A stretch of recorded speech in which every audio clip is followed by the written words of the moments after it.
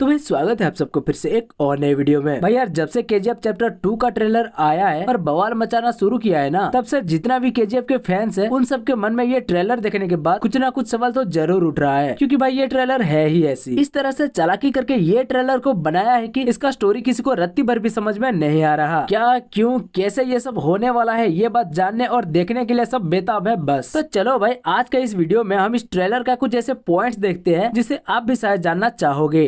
KGF chapter 2 का trailer देखने के बाद पहला सवाल जो मन में उठ रहा है वो है आनंद इंगलगी। देखो भाई पहला चैप्टर में ये चाचा जी हमें केजीएफ का कहानी सुना रहे थे जो कि उन्होंने अपना एल्डोराडो किताब में लिखा था, पर उसमें कुछ ऐसी कड़वा सच्चाई भी थी जिसके वजह से गवर्नमेंट ने खुद उस बुक को बैन करके उसे पब्लिश होने नहीं दिया। अरे हाँ यार अभी थोड़ा समझ में आ रहा है, मतलब रमिका सेन गुस्से में आकर कुछ ऐसी फैसला लेगी केजीएफ को बर्बाद करने के लिए जिससे कि बहुत सारे मासूमों का भी जान जा सकती है, और इसीलिए शायद गवर्नमेंट अपना नाम खराब ना करने के लिए इस एल्डोराडो बुक को पब्लिश ही होने नहीं दिया होगा, है ना। खैर जो भी हो यार, इस बुक का कहानी हमें आनंद इंगलगी सुना रहे थे, पर अब केजीएफ चैप्टर 2 का ट्रेलर में हमें देखने मिल रहा है अब इससे आगे का कहानी प्रकाश राज जी सुना रहे हैं। ऐसा क्यों? वैसे देखा जाए तो इसका थोड़ा बहुत अंदाजा लगाया जा सकता है, पर वो सही होगा या गलत पता नहीं। देखो हमें ऐसा लगता है ना, आनंद इंगलगी साहब का थोड़ा एज हो गया था और उस एल्डोराडो बुक का भी वो आखिरी कॉपी था, तो शायद आनंद इंगलगी साहब का सेहत खराब होने लगा हो और वो एल्डोराडो बुक का कुछ पन्ना गायब हो। तो जबकि हमारा प्रकाश राज भाई साहब इसके बारे में बहुत रिसर्च करते हुए दिख रहे हैं, तो हो सकता है इसीलिए एल्डोराडो का कहानी आगे जानने के लिए प्रकाश राज को बुलाया गया हो, है ना। ऐसा भी हो सकता है। अब अगला सवाल जो ट्रेलर देखकर मन में उठता है वो है शक्तिशिला। आनंद इंगलगी साहब जी उस पत्थर को ढूंढने कहा था जिस पर लोगों ने रॉकी का तस्वीर बना दिया था, वो मिला या नहीं उसके बारे में हमें कुछ भी ट्रेलर में देखने नहीं मिला। और अब तो आनंद जी की जगह हमारा प्रकाश राज जी आ गए हैं जिसका नाम इसमें विजयेंद्र इंगलगी है। तो उस शक्तिशिला का क्या होगा पता नहीं, लेकिन दीपा हेगड़े जो कि उस न्यूज चैनल का चीफ एडिटर थी, उन्हें तो ये कहानी पे यकीन हो गया है। अब वो शक्तिशिला देख के या फिर आनंद जी का कहानी सुन के पता नहीं तो फिर से ये कहानी आगे जानने के लिए प्रकाश राज जी मतलब विजयेंद्र इंगलगी को क्यों बुलाते हैं ना। वैसे भाई इनका नाम सुन के ऐसा क्यों लगता है कि ये आनंद जी का बेटा या भाई हो सकते हैं, और उनका सेहत खराब होने के बाद ये इसका आगे का कहानी सुनाने आए हैं। क्या छोड़ो, सच क्या है वो हमें 14 अप्रैल को पता चल ही जाएगा। अब भाई अगला सवाल जो हमारे मन में ट्रेलर देखने के बाद उठा था वो है रमिका सेन। देखो ये तो सब जानते हैं कि रमिका सेन ने रॉकी का डेथ वारंट पे साइन कर दिया है। अरे वो हमें पहला पार्ट में ही देखने मिला था ना यार, और अब ट्रेलर में भी देखने मिल रहा है कि रमिका सेन रॉकी के ऊपर कितना भड़का हुआ लग रहे हैं। कभी रॉकी को मैं तुम्हें बर्बाद कर दूंगी बोल रहे हैं, तो कभी घुसकर मारेंगे बोल रहे हैं। पर सवाल ये है कि झगड़ा स्टार्ट कहाँ से होने वाला है और क्यों रमिका सेन रॉकी के ऊपर इतना भड़कने वाले हैं, क्योंकि रॉकी और रमिका इससे पहले तो कभी मिले भी नहीं और ना ही एक दूसरे को जानते हैं। तो रॉकी ऐसा क्या कांड करने वाला है जो रमिका सेन इतना ज्यादा भड़कने वाले हैं। अब देखो अधीरा इसलिए रॉकी के साथ झगड़ा करेगा क्योंकि कभी केजीएफ में उसका भाई सूर्यवर्धन का राज था और वो अपना भाई से वादा किया था कि जब तक गरुड़ा जिंदा है वो केजीएफ की तरफ आंख उठाकर भी नहीं देखेगा, और ना ही देखता था। पर अभी गरुड़ा मरने के बाद वो हक जमाने आएगा ना भाई। लेकिन रमिका सेन का क्या मसला है पता नहीं। अगर केजीएफ रीजन है तो केजीएफ तो पहले भी था जब गरुड़ा उसे चला रहा था, तो तब रमिका सेन क्यों नहीं आई, और अब रॉकी भाई के टाइम पर रमिका कहीं से क्यों बीच में टपक पड़ी। तो मैं देखो ऐसा है ना कि सूर्यवर्धन के टाइम पे या गरुड़ा के टाइम पे रमिका सेन पावर पर नहीं थी, पर जब सूर्यवर्धन का सेहत खराब हो रहा था तब वहाँ गुरु पांड्या आकर बता रहा था कि इस बार रमिका सेन भी इलेक्शन में खड़ा होने वाला है। तो जाहिर सी बात है उसने इलेक्शन में खड़ा होकर इलेक्शन जीती होगी। तब तक सूर्यवर्धन के साथ गरुड़ा भी मारा जा चुका है, तो अब रमिका सेन के रास्ते में कोई नहीं है ऐसा वो सोचेंगे। लेकिन फिर तभी उन्हें पता चलेगा कि रॉकी भाई के यहाँ एंट्री हो चुका है। लेकिन फिर भी इतना गुस्सा, ये तो पर्सनल लगता है ना। देखो भाई इसके ऊपर हमें लगता है कि रॉकी केजीएफ का हालत बेहतर करने के लिए बाहर का लोगों का मदद लेगा, जिससे कि पॉलिटिक्स वालों को कुछ प्रॉब्लम्स हो सकती है जिसके वजह से वो रॉकी का काम बिगाड़ना चाहेंगे। फिर उसका जवाब देने रॉकी सरकार के पास जाएगा अपना आर्मी लेकर, जहाँ रमिका सेन का ईगो को थोड़ा ठेस पहुंच सकती है, और ठीक यहीं पे मैं तुम्हारा सब कुछ छीन लूंगी वाला डायलॉग देखने मिल सकता है। फिर उसके बाद रॉकी भी कुछ कांड कर सकता है, तो रमिका सेन और भी भड़क के थोड़ा पर्सनल रिवेंज सोच के फिर घर में घुसकर मारेंगे वाला डायलॉग मार के सच में केजीएफ में एयर स्ट्राइक करवा सकती है। ऐसा हमारा थियरी है, पर असल में क्या होगा वो तो हमें फिल्म आने के बाद जाकर पता चलेगा। और अधीरा के बारे में तो कोई सवाल ही नहीं यार, वो आगे पीछे ऊपर नीचे ज्यादा नहीं सोचता, क्योंकि उसे चालाकी या गद्दारी ऐसा कुछ भी नहीं आता। गरुड़ा मरा मतलब उसे केजीएफ चाहिए ही चाहिए, इसीलिए ये केजीएफ के ऊपर अपना हक जमाने आएगा, और इसके सामने जो भी रास्ता का कांटा बनेगा अधीरा उनका लाशें बिछा देगा। लाशें बिछा दूंगा लाशें।